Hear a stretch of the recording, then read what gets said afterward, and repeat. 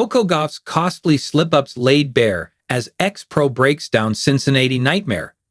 Coco Gauff, just 21, and already a two-time Grand Slam champion, stands as one of tennis's brightest stars, her athleticism unrivaled, her backhand punishing, and her serve capable of touching 130 miles per hour.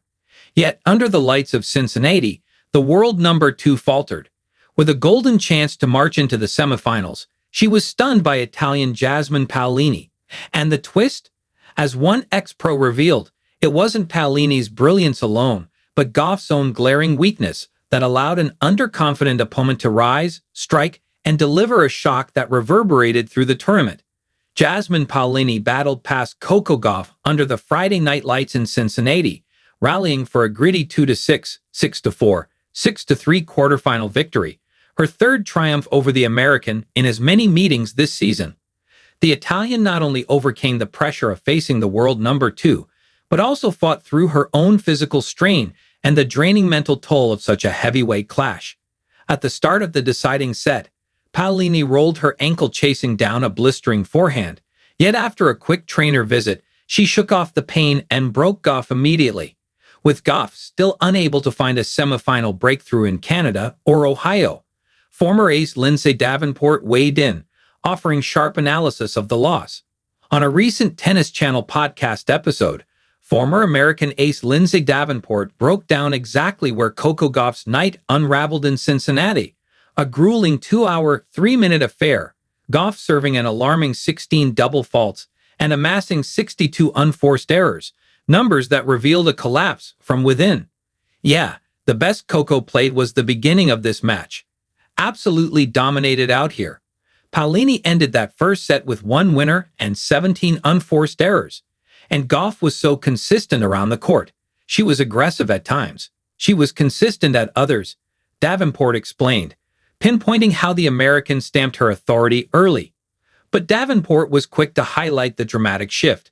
But something shifted early in the second after Gauff was able to get the first set. Interesting how this match just went up and down out here.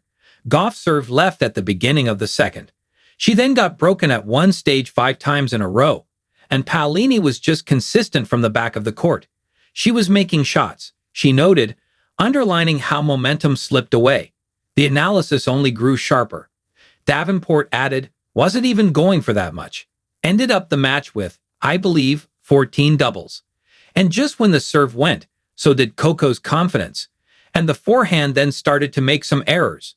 While Gauff committed 16, and not 14 double faults, Davenport painted the picture of a player unraveling from the inside out, while Paolini, once hesitant, began to sense opportunity.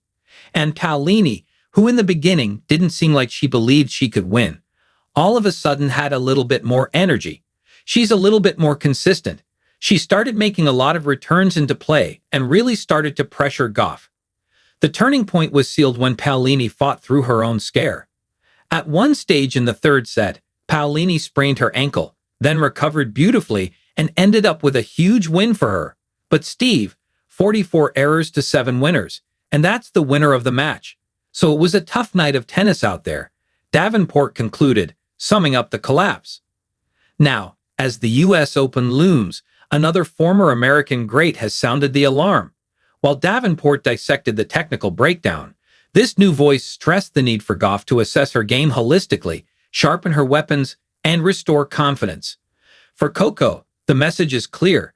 To thrive in New York, she must turn lessons into fire. Chanda Rubin voices concerns over Coco Gauff's pre-U.S. Open. Coco Gauff's serving demons roared under the Mason lights on Friday night, where she unleashed 16 double faults and collapsed in a storm of inconsistency. For the reigning French Open champion, who conquered Aryna Sabalenka in a scintillating final earlier this summer, the loss marked another crushing blow. Still reeling from a R16 defeat to Victoria Mboko in Canada, Gauff saw her last Masters semifinal chance slip away just before the U.S. Open horizon. With tension mounting and her hard-court swing dripping in doubt, former top 10 ace Chanda Rubin stepped forward, voicing her unease about the American star. On the Tennis Channel show, she said, I think for me, I'm looking a little bit more at Coco and just to kind of take the other side. Coco Gauff, I think she won Roland Garros. She made a tough transition onto the grass. She figured, tight turnaround. She had a lot of things going on. Didn't quite get it going there. Rubin's concern went deeper than statistics. How is she feeling? Is she feeling confident? Does she feel like she can work through some tough matches in New York? Does she have enough matches behind her on the hard courts to feel that? So that would be my concern, she emphasized, putting a spotlight on the mental side of Gauff's challenge. It was not a dismissal of her talent, but rather a reminder of the razor-thin line between dominance and doubt. Now, as Flushing Meadows looms, one question lingers above the rest. Can Coco tame her second-serve demons and rise stronger under the lights of New York?